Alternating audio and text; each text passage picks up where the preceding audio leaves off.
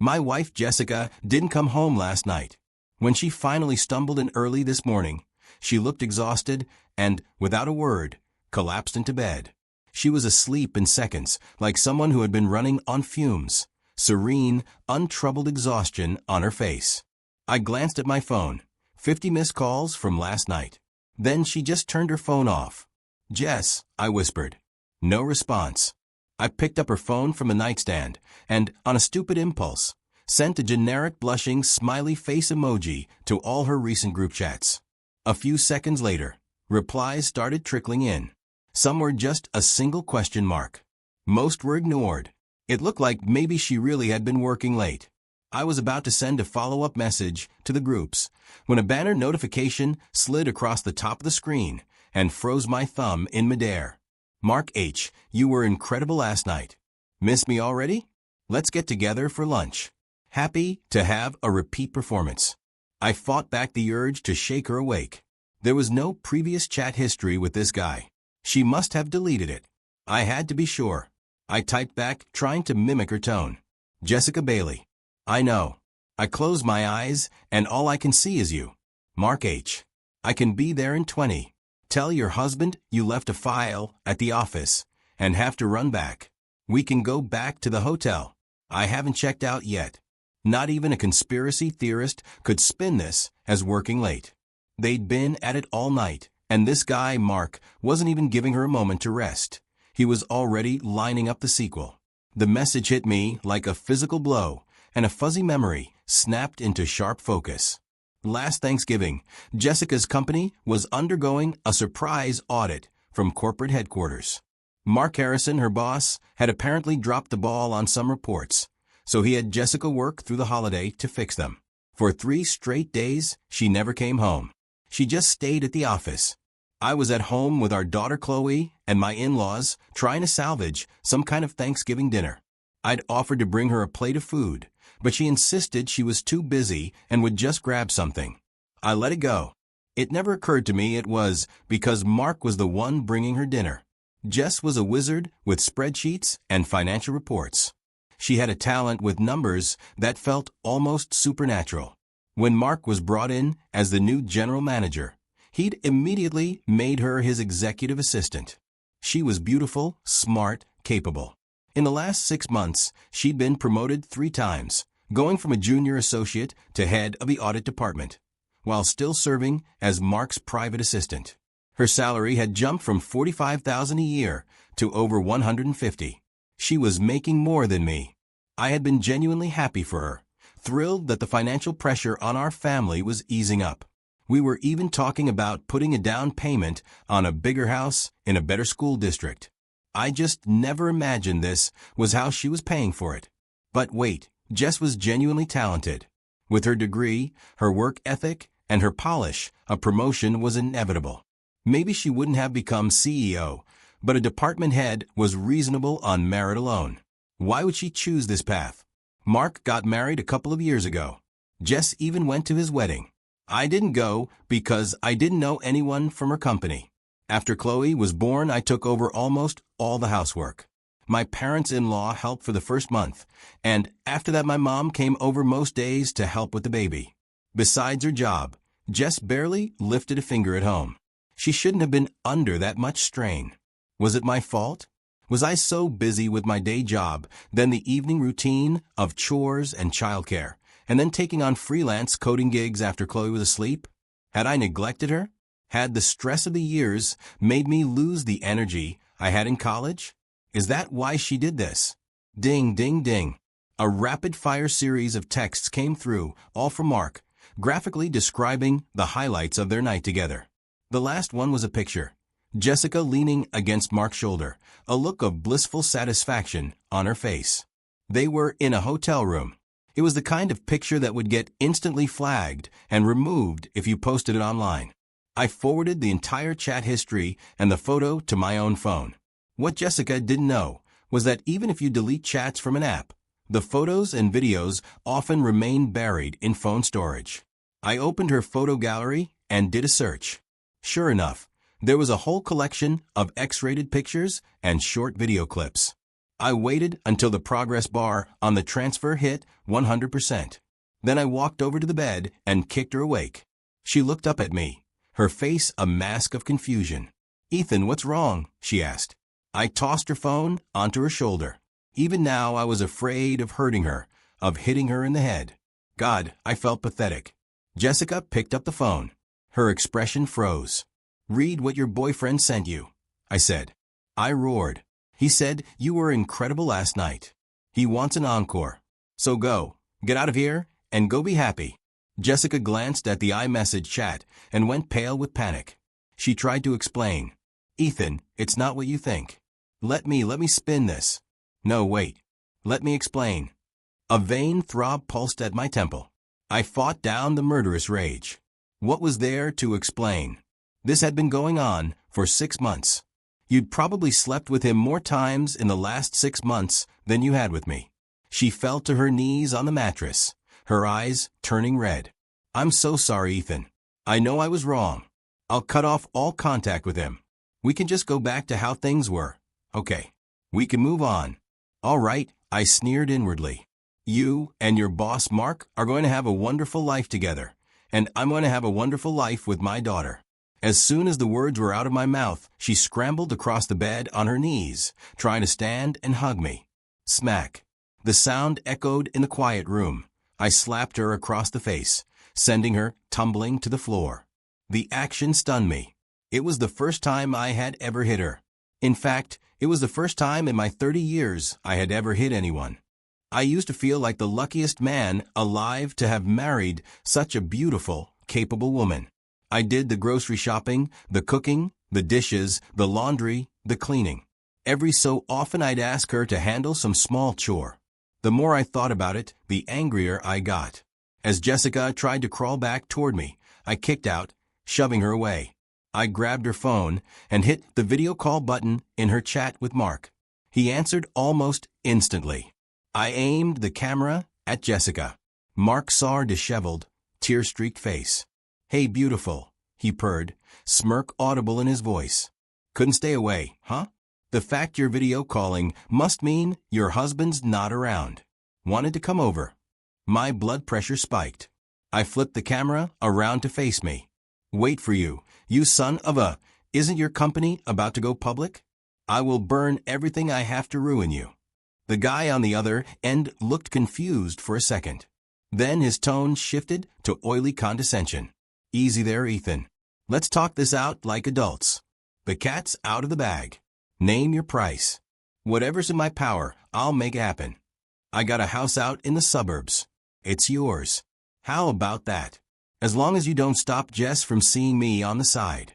I'll even throw in another $100,000 a year." "You probably only make what?" 75, he scoffed. I let out a cold laugh. "You got it all figured out. What about your wife, Mark?" "Don't you worry about her," he said. "A woman is a woman.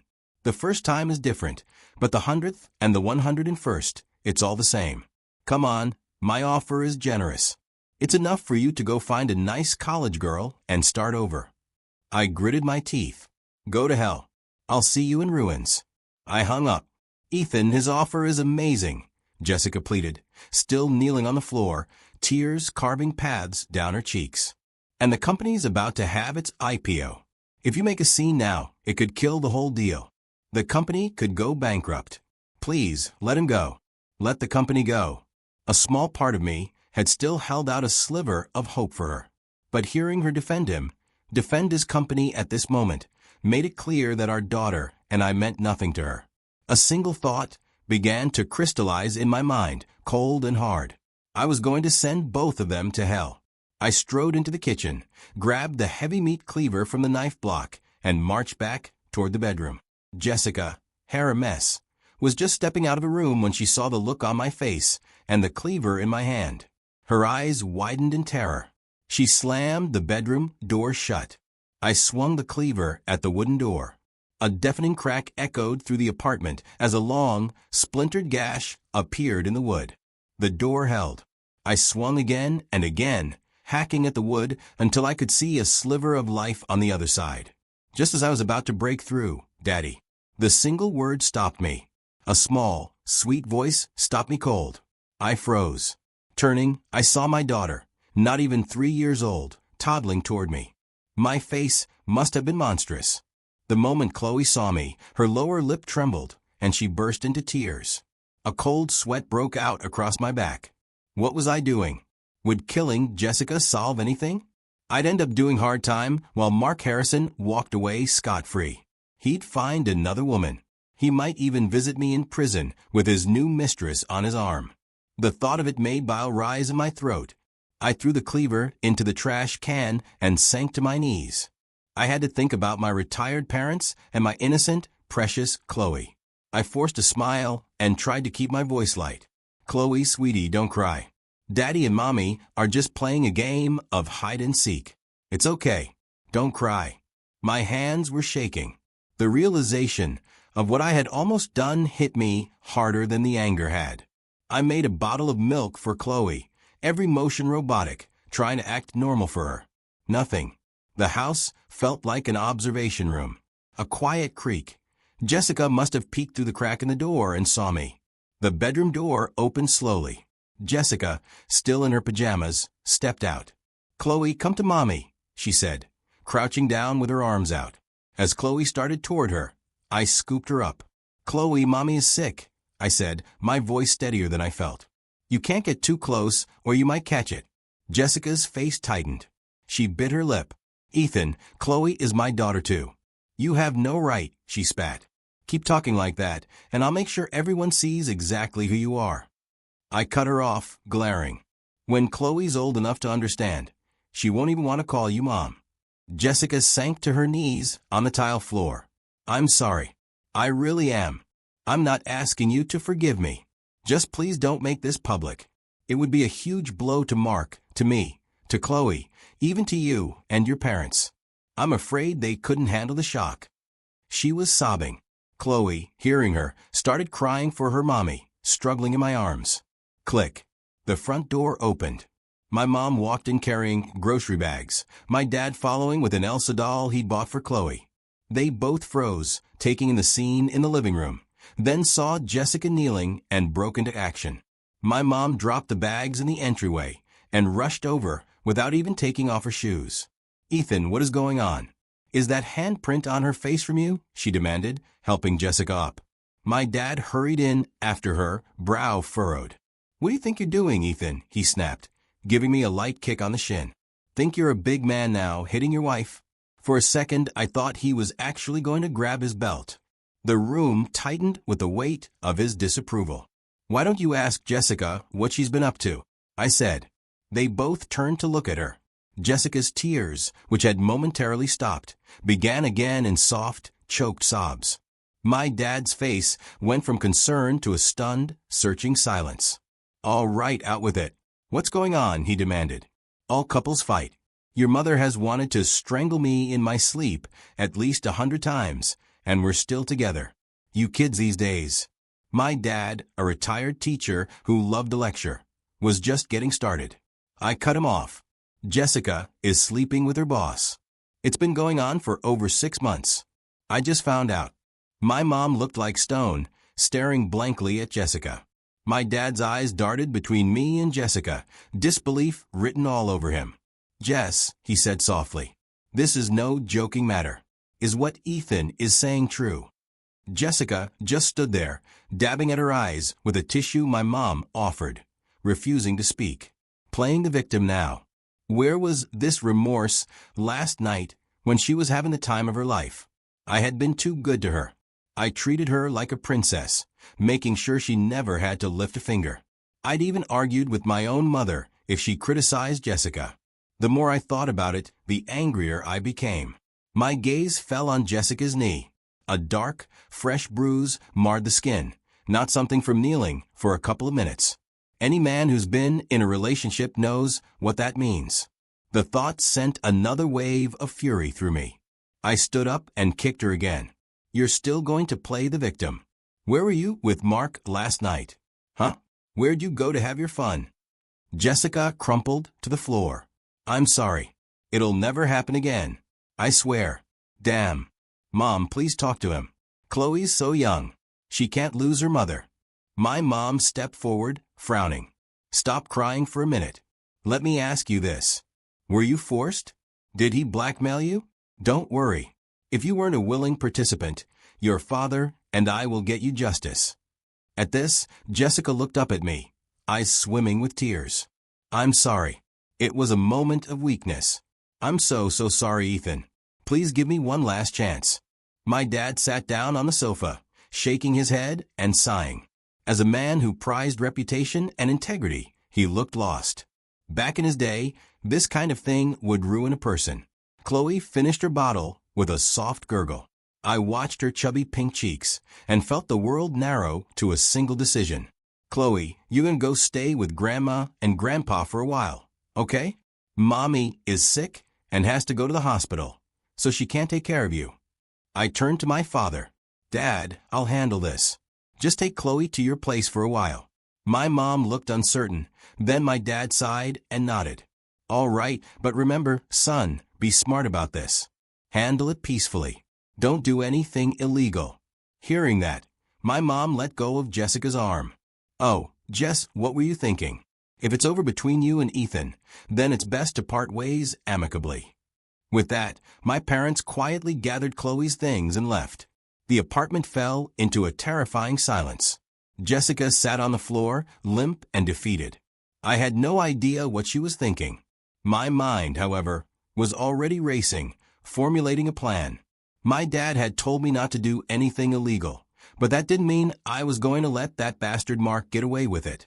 Simply leaking the story might not stop his company's IPO.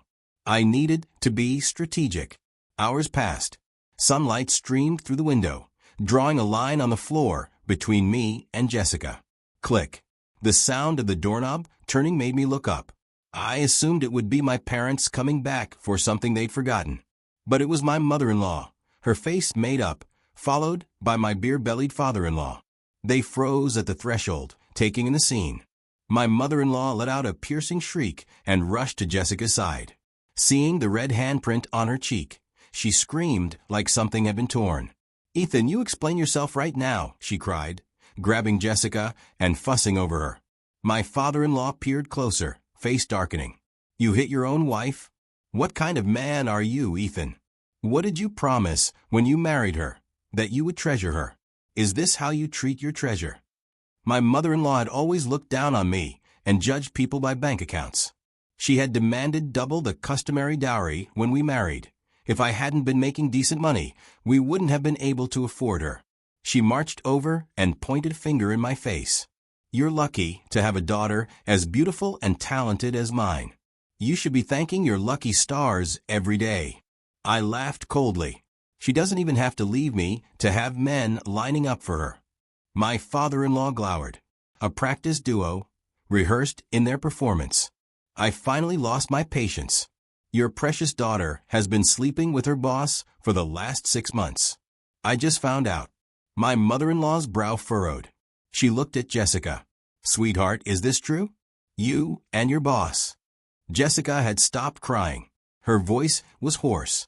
Yes. Back then, I and my parents were so wrapped up in Chloe, no one paid attention to me. Nobody was paying any attention to me. I was so stressed and overwhelmed at work. My boss was understanding. He was kind to me. We just grew closer, Jessica added. My mother-in-law blinked, then lowered her voice. What's his financial situation like? This boss, does he treat you well? He's very wealthy, Jessica said honestly. If the company goes public, he'll be worth hundreds of millions. And yes, he's very good to me. My mother-in-law nodded, then shot me a look of contempt. Well, it takes two to tango. Ethan, you're responsible for this, too. If you were a better husband, would you have been swayed by some other man's sweet talk? You need to take a good, long look at yourself and figure out where you went wrong. The moment she said, it takes two to tango, I had the primal urge to slap her. I restrained myself. A 3-on-1 fight would change nothing. My throat was dry. I poured myself a glass of water and watched them judge me. She gets nothing. I get full custody of Chloe. To my surprise, my mother-in-law didn't immediately argue. Instead, she looked down at Jessica and asked, Honey, this boss of yours, does he really love you? Jessica's eyes softened as she looked at her mother. He treats me like a queen. He blows on my coffee when it's too hot. He gives me foot rubs. He even puts toothpaste on my toothbrush for me. He said he can't divorce his wife yet because it might hurt the IPO. But once the company goes public, he'll marry me. A sly, shark-like smile crept across my mother-in-law's face. Excellent. Call your boyfriend. Tell him to come over. Mom needs to have a talk with him. Mark Harrison, right? That's a strong name. Much better than some Tom, Dick, or Harry like Ethan. As my mother-in-law kept whispering in Jessica's ear, I saw Jessica's posture change. Her shoulders straightened. Her chin lifted. A new kind of confidence filled her eyes. She turned toward me with that same look of disdain she always had when she thought she was winning. Mom's right, Ethan, she said sharply. Have you ever once thought that maybe this is your fault? I stared at her in disbelief. My fault? Enlighten me, Jess. What exactly did I do wrong? She started listing my so-called flaws like she'd rehearsed them. You snore. You leave your socks on the floor. Your cooking isn't restaurant quality. Then her mom jumped in, their voices blending together like a practice duet. The reason she was with another man, her mother snapped, is because you stopped trying. You used to be handsome, Ethan. Now look at you. Just another out-of-shape dad. Jessica joined in, her tone crueler by the second. When you were chasing me in college, you had an 8-pack. Now you've got a keg. You stopped caring about me. You didn't support me emotionally. People are naturally drawn to better things. That's why I found comfort in someone else's arms. The more she talked, the more she made herself sound like the victim. And me, the one who had somehow driven her into another man's bed. It was pointless trying to argue logic with them. I had the evidence, and I had the leverage. Fine, I said finally, my voice calm but cold. You're free. Let's get divorced. You can go be with your precious Mark. But my terms stand. You get nothing, and I get Chloe. Jessica started to protest, but her mother placed a hand on her arm. That's fine, she said smoothly. We're not interested in your pathetic little assets anyway. But we have one condition. You do not make this public. I looked at her. My soon-to-be ex-mother-in-law. The saying was true. The older the ginger, the spicier it is. She was already planning 2 steps ahead. Once Jessica divorced me and Mark's company went public, Jessica would transform from a corporate nobody into the wife of a billionaire. I could already feel a plan forming in the back of my mind. The most important thing right now was to secure what I could before they had time to change their minds. One more thing, I said. I want to meet Mark. He needs to compensate me. My ex-mother-in-law's eyes flickered, calculating. All right, honey.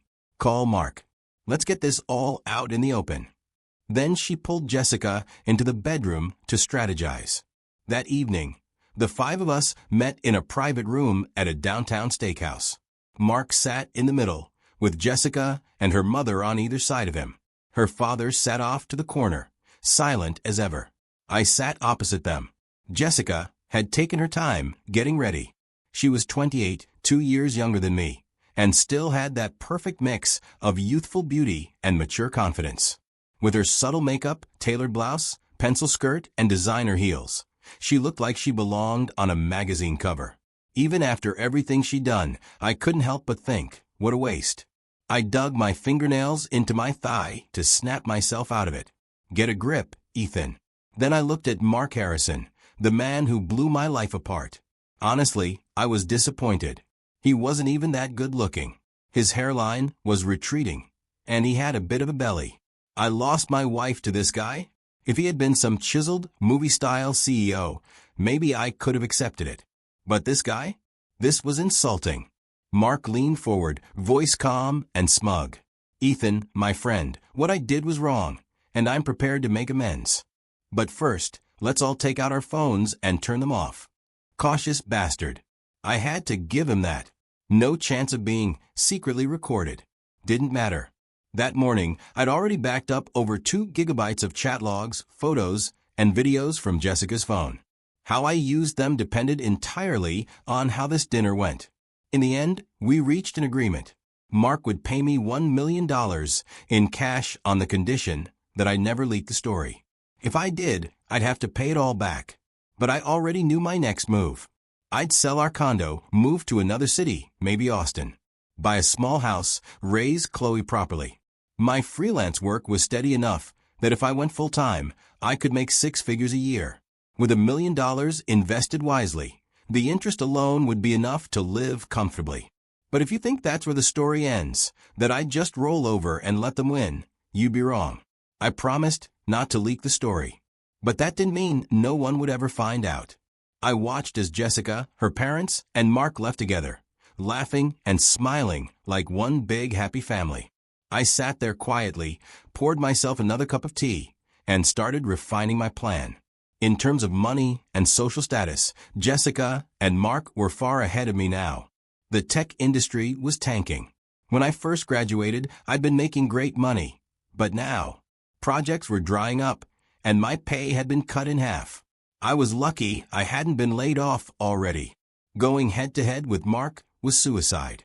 And the look he gave me as he left, that smug, knowing smirk, it was a clear promise that he'd come for me once things settled. I wasn't afraid for myself. But my family? They were my only weakness. I was still deep in thought when a familiar scent drifted past me. Then a shadow fell across the table. I looked up. Standing there was my high school girlfriend, Sophia Reed. She'd lost that bright-eyed innocence she used to have. Now she was stunning, mature, magnetic. What are you doing here?" I stammered, trying to process what I was seeing. She smiled. "You still get tongue-tied, huh? Mind if I sit?" I nodded dumbly, still in shock.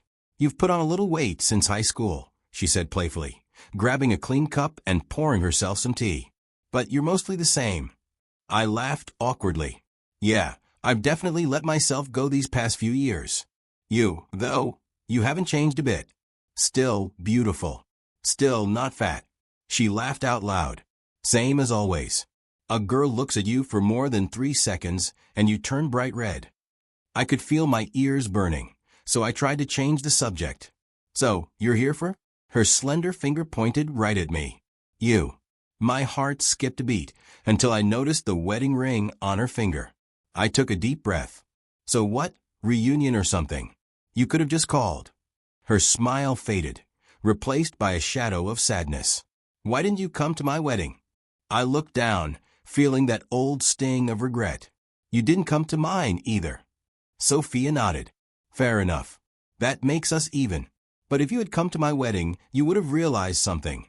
My husband is the man who just walked out of this room." I froze. "You mean Mark Harrison?" She nodded. I could barely get the words out. "So your husband and my wife." "I've known for 6 months," she said, like she was talking about the weather. "Ours was a marriage of convenience, a business deal.